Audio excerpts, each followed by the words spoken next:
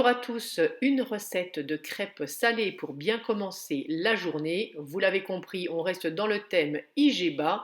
J'aurais pu faire les crêpes aux épinards, j'aurais pu les faire à la roquette. J'avais de la mâche dans le réfrigérateur, vous avez compris. C'est donc ce que j'ai utilisé.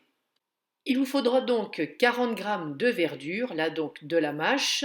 Vous prenez ce que vous avez dans le réfrigérateur, vous ajoutez un œuf ainsi que 60 g de farine. Pour cette fois, j'ai utilisé de la T80. On continue avec une pincée de sel et 150 g de lait. J'ai pris du lait animal, vous pouvez prendre du lait végétal, comme vous voulez, vous adaptez selon vos goûts. On passe le tout au mixeur plongeant.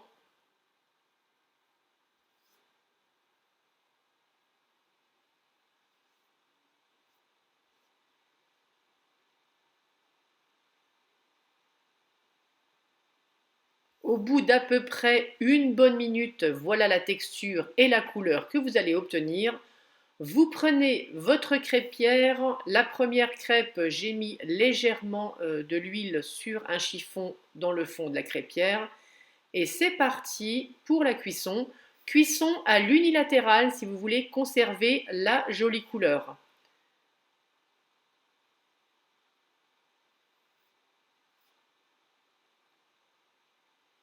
Quand tout le liquide, quand toute votre crêpe est bien cuite, il ne reste plus qu'à la retirer de la crêpière et la déposer sur une grille pour la laisser refroidir.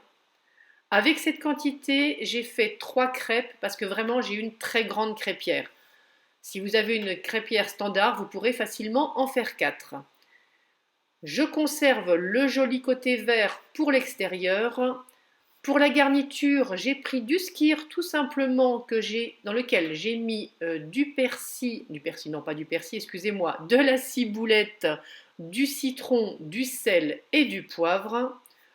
On badigeonne, moi j'ai badigeonné la moitié de ma crêpe.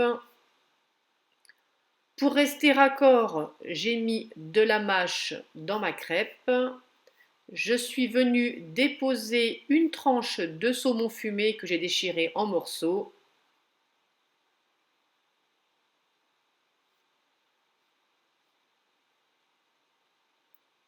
J'ai complété avec un petit peu de feta que j'ai émietté. Alors là, c'est la garniture que j'ai choisie aujourd'hui. La semaine dernière, j'en ai fait, toujours avec la même base, avec de la verdure et j'avais mis des tomates ainsi que de la mozzarella. Et bien voilà, il ne vous reste plus qu'à passer à table. Franchement, ça aide à commencer la journée de bon pied. J'espère que cette recette pleine de couleurs mais aussi de saveurs satisfera vos papilles. Merci d'avoir partagé ce moment de cuisine avec moi. Je vous dis à très vite pour une prochaine recette et en attendant comme à chaque fois, je vous fais de gros bisous à tous.